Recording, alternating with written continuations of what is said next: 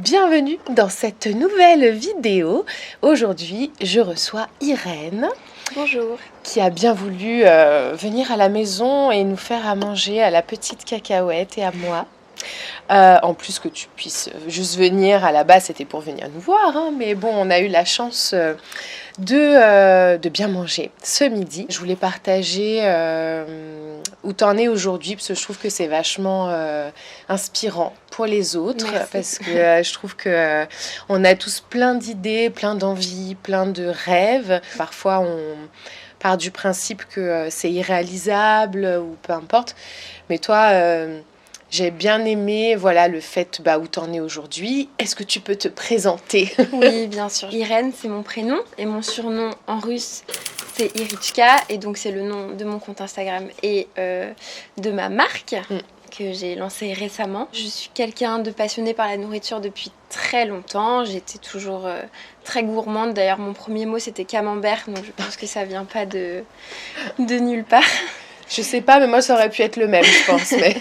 J'ai travaillé pendant plusieurs années dans la communication et l'événementiel.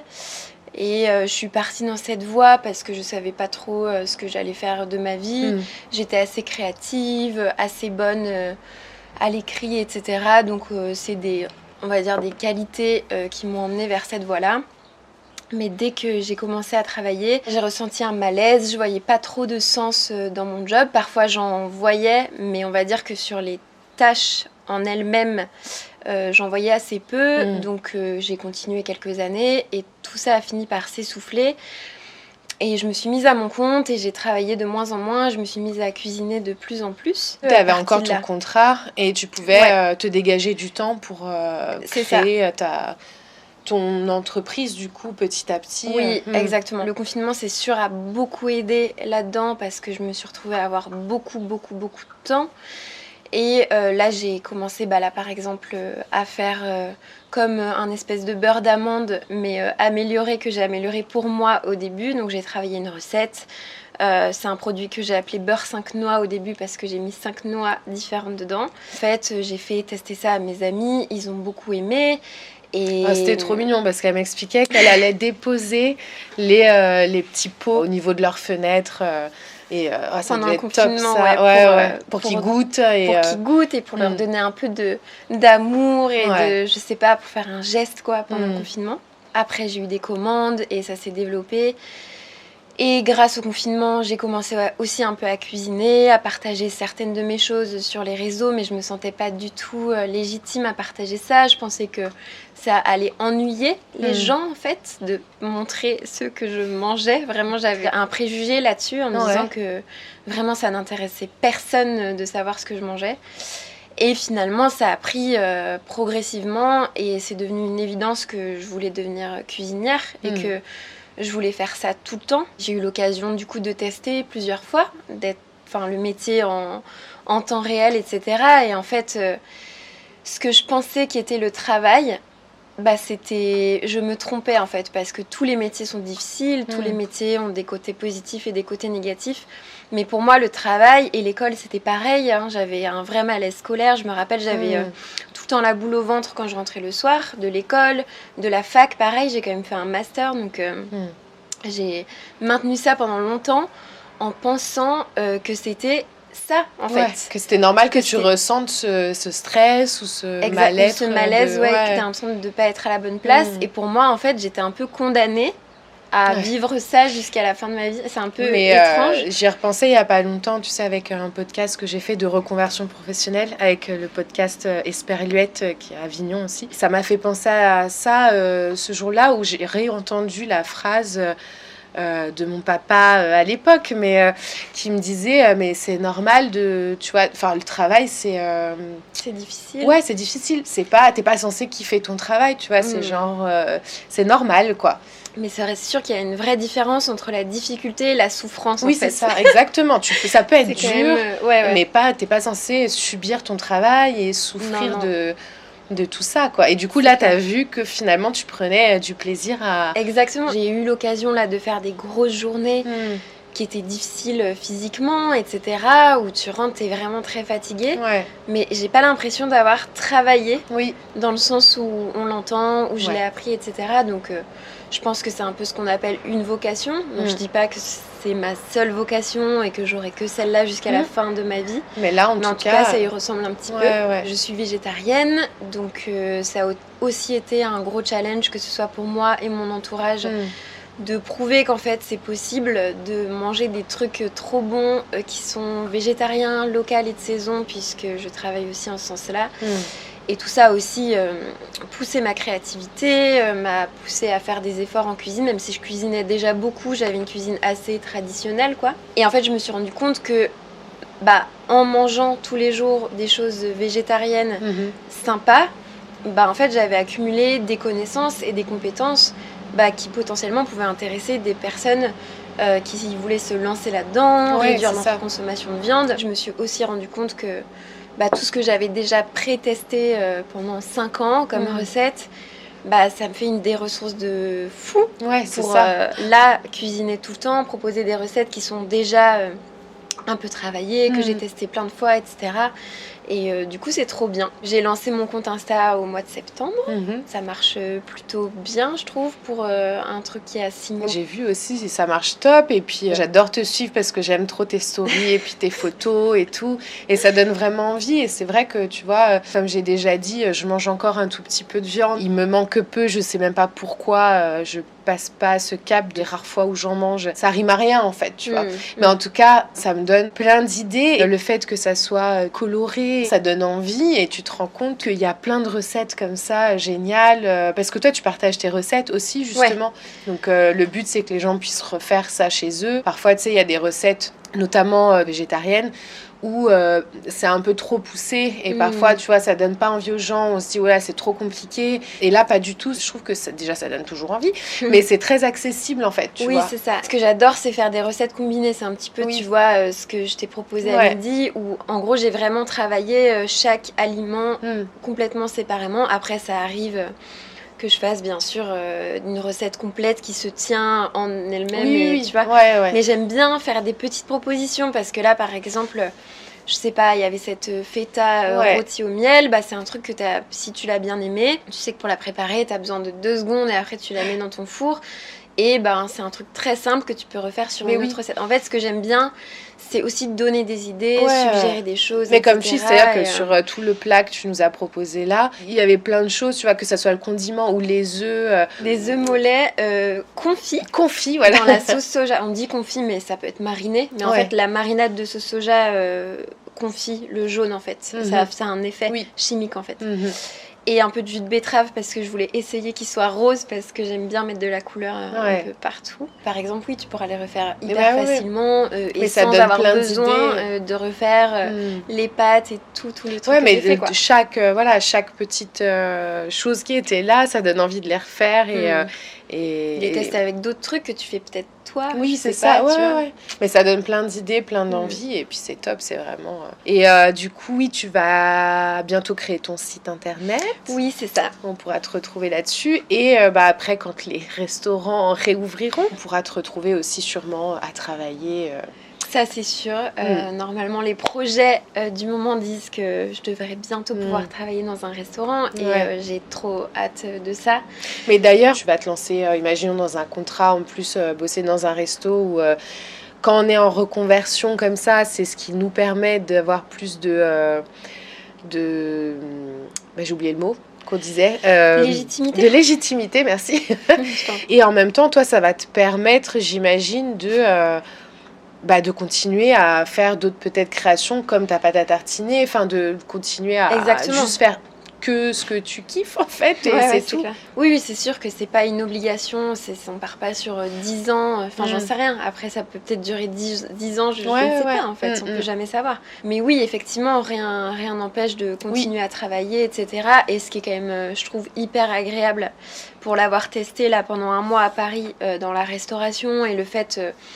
en gros, d'être ouvert au public et qu'il y ait des gens, c'est l'échange avec les clients, qu'on a un peu du mal à voir comme des clients. C'est assez étrange comme relation, mais ça peut être aussi, et je pensais pas, hyper positif et intéressant.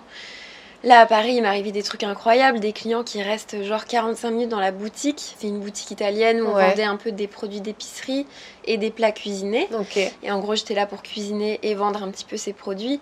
Et vraiment, les clients qui restent, qui parlent de ce qu'ils aiment, aussi un peu de leur vie. Et en fait, ça devient une relation... ça devient pas des amis, mais ça devient quelque chose. Et c'est un échange humain. T'as vraiment envie de prendre soin de tes clients. Et en un mois, j'ai déjà réussi à m'attacher à des personnes.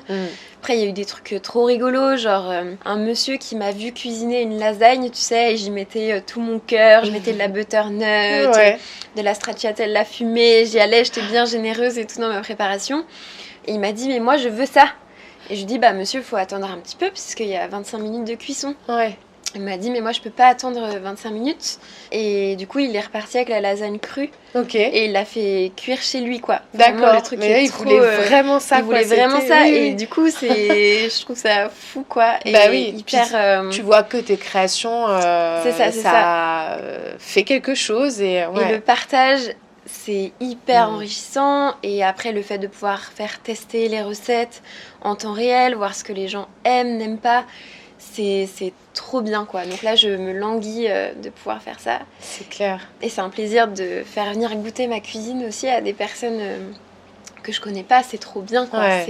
C'est la meilleure chose. Tu penses que le fait de cuisiner, c'est pourquoi ? C'est pour faire plaisir à la personne qui va goûter, enfin faire plaisir, tu vois, c'est pour pour que la personne soit satisfaite de ce qu'elle mange, ou c'est pour faire passer tes messages aussi du fait qu'encore une fois, tu es végétarienne et que tu fais très attention, enfin, tu as toute une éthique derrière, donc est-ce que tu veux amener les gens à ça ? Enfin, j'imagine que c'est un tout. En fait, oui. Par exemple, quand je fais à manger à mes amis et qu'ils mangent, peut-être que j'ai une tête un peu bizarre, mais je pense vraiment que je suis genre... Tu sais, je scrute un peu chaque bouchée. Donc j'essaye d'apprendre à moins le faire parce que parfois les gens mangent aussi. Enfin, tu vois ce que je veux dire, ils sont pas que là pour faire une pure dégustation et bien me signifier à chaque bouchée qu'ils sont satisfaits. C'est génial. C'est ce que j'ai dû faire tout à l'heure, mais en même temps, c'était tellement bon. Ouais, mais du coup, il y a aussi un repas, c'est aussi un moment de convivialité et tout n'est pas tourné qu'autour du test de ta recette, tu vois. Ça se passe dans les grands restos gastronomiques et c'est pas ce que j'ai envie de faire non plus, tu vois, je pense. J'ai envie de faire une cuisine qui me ressemble, quoi. Donc ça, c'est extrêmement intéressant. Mais là, par exemple, du coup, cette année, qui est l'année où je me lance, en fait... Oui, t'as choisi la bonne année. J'ai vraiment une gratitude d'avoir tout ce temps pour mener ma reconversion en étant très sereine parce que... je touche du chômage et que, en fait, ce contexte, c'est un vrai cadeau. Et en même temps, il y a des endroits où c'est plus difficile, comme pour chacun d'entre nous, je pense. Mais j'essaye de rester dans cette gratitude-là, de me dire, c'est génial, c'est une opportunité que tu n'aurais jamais pu t'offrir toi-même, ou je sais pas si j'aurais eu le courage de m'offrir cette pause-là, cette réflexion-là. Peut-être que oui, mais différemment, en tout cas. Peut-être plus tard, je sais pas du tout. Mais par exemple, s'il n'y avait pas eu, tu vois, ce fameux confinement, en tout cas le tout premier, on va dire, tu penses que tu te serais lancée dans créer ton entreprise, dans tout ça ? Je pense que oui, parce que j'avais vraiment un sentiment que j'étais plus à ma place. Donc je savais qu'à un endroit, il y avait une page qu'il fallait tourner. Pour tu t'es écoutée finalement, mon bien-être mental et tout ça, quoi. Je savais qu'il y avait une page qui allait se tourner, mais je savais pas trop par quel bout prendre le truc. Mais c'est très souvent d'ailleurs les questions que tout le monde se demande, je veux dire, en termes de reconversion professionnelle, où les personnes, tu vois, qui comme toi ou comme moi, quand on a senti à un moment donné que c'était plus ça, et que toi, tu sais pas par où commencer, je trouve que c'est déjà bien de s'écouter et de se l'entendre dire que non, là, ça nous convient plus, tu vois. Parce que parfois, on le sait, mais on se le refoule en mode... et puis même... voilà, de se persuader que non, ça me plaît pas, mais bon, c'est pas grave, c'est comme ça. Mais vraiment, enfin, moi, je souhaiterais à tout le monde, tu vois, de pouvoir s'écouter. Parfois, on sait qu'on veut plus ça, mais on sait pas pour faire quoi. Ça, mais de se dégager du temps, même le week-end, pour se faire une activité en plus, pour voir est-ce que ça nous plaît ou non. Enfin, voilà, tester des choses, et de se rapprocher, enfin, vraiment si on pouvait tous vivre, tu vois, et passer nos journées à faire un truc qu'on aime vraiment, ou même si c'est que le week-end, et que c'est, voilà, qu'au début, c'est pas forcément un métier, mais de se dégager du temps pour faire quelque chose qui nous apporte de la joie, quoi, tout simplement. Non, c'est clair. Après, c'est aussi, je pense, une question de personnalité. Moi, je suis quelqu'un qui me lasse assez vite. Enfin, je sais pas comment dire. Après, je me lasse aussi vite quand les choses ne m'accrochent pas à un endroit. Parce qu'à certains autres endroits de ma vie, je peux être très fidèle. Et quand j'aime un peu pour toujours. Tu vois, que ce soit mes amis. Enfin, tu vois, il y a quelque chose comme ça. Donc, je pense que les deux existent. Et en gros, si j'ai pas cette flamme-là, ou si je suis pas hyper stimulée, je m'éteins. Oui. Mais complètement. Donc, en fait... J'ai jamais réussi à garder un poste plus de 6 mois parce qu'au bout de 1 mois ou 2, quand j'ai fait le tour de la question, c'est-à-dire que j'ai appris des nouveaux trucs et que j'ai commencé à comprendre comment fonctionnait l'entreprise, etc., bah, moi, je m'essouffle complètement et s'il n'y a rien de nouveau qui vient, voilà, parce qu'on va dire que la nouveauté, c'est un challenge. Donc, il y a déjà cette personnalité-là qui fait qu'en gros, si ma soif de... vivre des trucs géniaux et de faire des trucs que j'adore n'est pas rassasiée, bah en fait je m'éteins et je peux même vite tomber dans des états dépressifs. Enfin, tu vois, je veux dire, du coup je suis assez sensible à ça, donc je suis obligée de faire très attention à mon bien-être, ce qui est très cool, je pense, à un endroit. Et la deuxième chose, c'est que moi, j'ai pas du tout peur de l'instabilité, quoi. Et c'est pas pour mon plus grand plaisir, mais j'ai quand même déménagé 13 fois en moins de 10 ans. J'ai eu pas mal de postes, il y a eu des moments dans ma vie où j'étais au RSA, il y a eu des moments où j'étais au chômage, et en fait, même dans les moments comme ça, hyper difficiles, bah ça s'est toujours bien passé, si tu veux. Genre, mais parce que t'avais toujours trouvé ce truc qui t'animait aussi, à un moment donné où... bah en gros, je savais par exemple pourquoi j'étais au RSA, c'est parce que c'était un choix de laisser quelque... Enfin, tu vois. Et en fait, même dans la difficulté, bah j'arrivais toujours à trouver... du bonheur, il y avait toujours des amis qui viennent t'ouvrir la porte ou qui t'invitent à bouffer les mois où c'est un peu plus difficile. Et en fait, comme j'ai aucune contrainte familiale, que je peux bouger sans que ce soit vraiment un traumatisme pour moi, même si là, le 13e, j'espère que je vais y rester un petit peu. C'est le dernier. Pour quelques années au moins. Mais en gros, comme j'ai pas peur que ça s'arrête, comme j'ai pas peur d'échouer, comme j'ai... Au pire, je sais que je trouverai toujours une solution. S'il faut que je mange, tu vois, parce que ça peut être ça la question, tu vois, la peur elle peut être là, c'est dire mais la peur qu'on a, c'est toujours ça, en fait, c'est la peur de manquer financièrement et du coup de pas pouvoir manger, de pas pouvoir payer son loyer, parce que demain si on nous annonçait à tous que ok, ton loyer est payé et tes courses sont faites, du coup qu'est-ce que tu veux faire maintenant? Bah voilà, c'est déjà différent aussi. Mais c'est une grosse peur qu'on a, hein, effectivement. Bah, c'est sûr. Et du coup, moi, je comprends qu'il y ait plein de gens qui n'arrivent pas à franchir le cap. Donc, mais toi, en tout cas, le fait que tu aies beaucoup bougé, tu t'es mise dans des situations où tu t'es rendu compte que tu pouvais toujours trouver des solutions. Du coup, maintenant, ça te fait moins peur de te dire, si demain, je redéménage ou si je rechange de boulot au dernier moment ou si je dois trouver une autre idée pour mon entreprise qui est complètement rien à voir. Enfin, du coup, tu es dans le challenge perpétuel, mais... Enfin, moi, c'est ce que je ressens aussi avec Cyril. Et, tu vois, tout ce qu'on essaye d'entreprendre. Et parfois, il y a des trucs qui changent du jour au lendemain. Puis parfois, il y a des trucs qui vont durer plus longtemps. Mais bon. Et en fait, je pense que la meilleure façon de tester, c'est d'aller dans l'action. Ça, c'est sûr, de toute façon, c'est que si tu es dans l'inaction et que tu n'essayes pas, déjà, tu pourras jamais savoir. Et très souvent, moi, on me demande, mais comment faire pour... avoir plus d'estime de soi et plus de confiance pour se lancer, tu vois. Il n'y a pas d'autre moyen que d'essayer et de se lancer, même si je sais très bien que beaucoup, tu vois, vont dire par rapport à si tu as une famille ou si tu as des crédits à payer, si tu as, voilà, tout ça, et que tu peux pas te lancer. Et encore une fois, je pense qu'il y a une façon de faire et que tu peux pas te lancer du jour au lendemain, mais de travailler sur ça. Mais c'est surtout que le but de tout ça, c'est pas que ça soit galère. Enfin, le but, c'est quand même d'être heureux, de faire quelque chose qui te plaît, qui t'anime. C'est pas pour aller vers... Oui, c'est pas juste galérer pour galérer, quoi. C'est de se donner des moyens d'aller quelque part et surtout d'essayer, parce que je pense que c'est plus t'essayes et plus tu gagnes cette confiance et du coup, moins...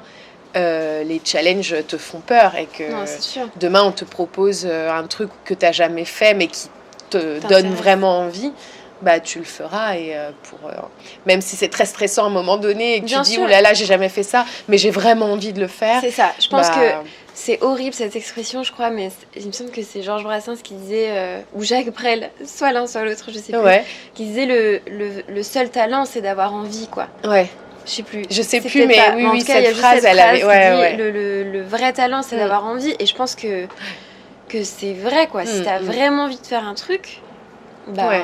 ça marche a priori. En tout cas, ça peut marcher. Et en tout cas, faut essayer. Bah après, moi, je crois beaucoup en la loi de l'attraction, mais parce que c'est comme ça. Moi, je suis persuadée que si tu vibres et que tu veux vraiment quelque chose de très fort, et c'est pas avoir quelque chose, mais c'est de vivre quelque chose, voilà, et que c'est dans tes tripes et tout, ça peut que bien se passer, et que même si ça se passe pas comme toi, tu l'avais entendu, c'est pour que tu puisses faire de nouvelles expériences, de nouvelles leçons, et pour t'amener vers autre chose aussi après. Ouais. Mais toute expérience, et surtout moi là ça fait quelques semaines où je me dis vraiment c'est cool aussi de prendre les choses comme un jeu, même si on a tous des difficultés, on a tous des responsabilités, etc. Je trouve que c'est quand même cool de te lever le matin et de te dire viens vas-y, tiens, on fait comme si la vie c'était cool et donc on est dans la joie, et encore une fois de jouer, tu vois, de pas trop se prendre au sérieux tout le temps, en tout cas pas tout le temps. C'est clair, voilà. c'est clair. Ouais, je suis Donc, d'accord avec toi, c'est assez intéressant. Moi, je l'ai un peu là, tu vois, par exemple, ces derniers temps, j'ai investi un peu d'argent dans du matériel pour produire, par exemple, ma pâte à tartiner, et franchement, c'est des grosses sommes. Et moi, je sors de quelques mois qui ont été pas difficiles, on parle pas de difficultés, mais qui ont été un peu plus maigres parce que je suis au chômage, etc. Et là, tu sors 650 € pour t'acheter un robot, tu vois, et t'es là, oui, tu sans dis, vraiment est-ce savoir, que... est-ce que... Et après, je me dis, non, je vais plutôt faire comme si j'étais au Monopoly. Là, j'ai cette somme sur mon compte en banque, et je vais la dépenser. Et puis, en fait, je pense que c'est 650 € dans 2 ans, dans 3 ans, mais je les aurais complètement oubliés, en fait. Oui, et puis tout ce que ça va t'apporter, du coup, aussi. Bien sûr, tu vois. Après, je me dis, ça se trouve, dans 3 mois, la pâte à tartiner, ça va me gaver, j'aurais plus envie d'en faire. Enfin, oui, mais sur le moment, là, tout de suite... c'est un besoin. Et après, je me dis, tu vois, c'est comme, effectivement, si je plaçais des petits jetons, et c'est chouette d'avoir ce truc de prendre du recul en disant, je fais un peu des paris à un endroit, et en fait, puis si ça marche, c'est trop cool. Et puis si ça marche pas, tu revends ton robot. Tu revends, ou juste... c'est ce que je te dis, c'est que là, 650 € sur un mois de chômeur, peut-être que c'est un loyer, tu vois, c'est démesuré, tu vois, à certaines échelles. Mais en même temps, il y a eu tellement de moments dans ma vie où j'ai dépensé pour faire certaines choses, tu vois, j'ai eu mon tour du monde et tout ça, tu vois, où je sais pas comment, j'étais étudiante et je travaillais à côté, j'ai réussi à mettre je sais pas combien d'argent de côté, chose que j'ai jamais trop réussi à refaire après. Mais là, j'étais hyper motivée par le truc, donc tu vois. Et tu dis, si t'as réussi à mettre, par exemple, je sais pas, pour mon voyage, t'es 5 000 € de côté en quelques mois. Et là, tu te sens pénalisée par un achat. Ça n'a aucun sens, tu vois. Mais après, c'est la culpabilité aussi, tu vois, de dire, je vais mettre tant, est-ce que... Et puis, il y en a plein qui peuvent pas se permettre ça, est-ce que c'est légitime, enfin je trouve qu'on est beaucoup aussi dans l'auto-sabotage, tu vois, très souvent en tout cas. Après le but c'est d'aller outre ça, mais parfois on a des idées et tu vois on se sent pas légitime, et encore une fois très souvent c'est financièrement, tu vois, de se dire là j'ai pas forcément beaucoup, mais j'ai envie d'investir là-dedans pour me donner cette chance de développer ça. Voilà, tout de suite, c'est encore une fois cette peur financière de se dire oui, mais du coup, si j'investis là-dedans, mais que ça marche pas, mais encore une fois, voilà, si on n'essaye pas, on peut pas savoir, et bien entendu, tout le monde n'a pas les moyens d'investir dans telle ou telle chose, et ça peut être de l'investissement de temps, ça peut être plein de choses différentes, mais en même temps, regarde comment j'ai commencé, tu vois, j'ai commencé... il y a 1 an, c'était pendant le confinement. D'ailleurs, je guette sur Instagram la story. Story où, tu sais, j'avais fait une story où j'avais filmé genre 3 ou 4 pots. Et j'ai écrit j'envisage sérieusement de faire une production industrielle. Et c'était la blague. C'était une grosse blague. Et voilà. Et donc, j'ai trop hâte de la sortir. Il y a 1 an, j'ai commencé. Et mon robot mixeur, c'était un Magimix. Un petit qui a 35 ans, un tout petit, puisque tu as des bols, enfin tu sais, c'est les robots mixeurs, quoi. petit bol, le truc à 35 ans, franchement, tu le vois, tu fais genre, t'es sûr que ça va aller, la prise, elle se déboîte et tout, tu vois. Ah oui. Et j'ai commencé avec ça, et j'ai bossé avec ce petit robot pendant 3-4 mois. Et après, au bout de 3-4 mois, ça a généré un peu des ventes. Et du coup, j'ai pu investir dans un autre robot ménager d'occasion qui m'a coûté, tu vois, 300 € sur le bon coin, tu vois. Et c'est un truc un peu plus puissant. Donc ensuite, j'ai travaillé avec pendant 6 mois. Là, j'ai revendu justement le gros robot ménager que j'ai acheté au mois de septembre parce qu'il suffit plus et qu'il s'arrête toutes les 45 minutes. Du coup, petit à petit... Et donc là, il y a genre 300 € qui re-rentrent parce que je l'ai revendu. Et du coup, ok, je mets 300 € de plus, mais dans 6 mois, ce sera certainement oublié. Et peut-être que j'achèterai un robot à 1500 € qui fait 20 litres d'un coup de pâte à tartiner, que je pourrais prendre un bain à l'intérieur de mon robot pour me faire un soin avec mon truc. Le soin à la pâte. Ouais, je pense que ça fait un soin un peu cher. Le jour où je peux faire ça, c'est que j'ai bien vendu. Ça va faire gommage et tout. Tu vois. Je pense que j'aurais bien vendu à ce moment-là, mais bon. Je te le souhaite en tout cas. De faire des petits masques. C'est ça. D'en arriver là. Voilà, ça se trouve après tu vas faire les soins cosmétiques qui se mangent. Excellent, ce serait génial. Tu m'étonnes. Trop bonne idée. Mais écoute, voilà, merci en tout cas pour ce moment, mais je voulais juste te dire que c'est ce que je te souhaite vraiment en tout cas. Merci. Mon mantra, j'ai envie de dire, là ces derniers temps, c'est de plus en plus faire les choses qui m'apportent de la joie et du bonheur. Voilà, le plus possible en tout cas. Donc j'espère que ça t'apportera cette joie-là encore longtemps. Et après, ça sera autre chose. Ouais, on verra bien. Et pour l'instant, c'est tellement... Parfois, j'ai vraiment des moments où je suis très fatiguée, comme plein de gens dans leur vie, en fait. Mais en fait, si je suis un peu fatiguée, je vais commencer à faire, par exemple, un pâton pour faire des pâtes. Et je vais commencer à travailler ma pâte et d'un coup je vais ressentir un tel apaisement et une telle sensation que je suis à la bonne place et je peux oublier tous mes problèmes en faisant des tagliatelles fraîches, tu vois. Mais voilà. T'as trouvé Donc on verra et la joie elle est là et pour tout ça je pense que ça vaut le coup de prendre des risques. Voilà, en tout cas. C'est super comme fin, j'adore. Merci encore Irène. Avec grand plaisir. Tu reviens manger à la maison quand tu veux. Enfin, tu ramènes à manger et puis c'est ça. Merci. Je t'en prie. Et puis vous pouvez la retrouver sur Instagram, tout ça. De toute façon, je vous mettrai tout en barre d'infos. Et si vous êtes du côté d'Avignon, dans la région, vous pourrez voir comment faire pour vous procurer cette merveilleuse pâte à tartiner, notamment. Et ensuite, quand tu bosseras tout ça dans le resto peut-être à venir là, de toute façon, vous verrez tout en la suivant. Ouais. Voilà. Génial. Merci encore. Merci à vous. Bonne journée.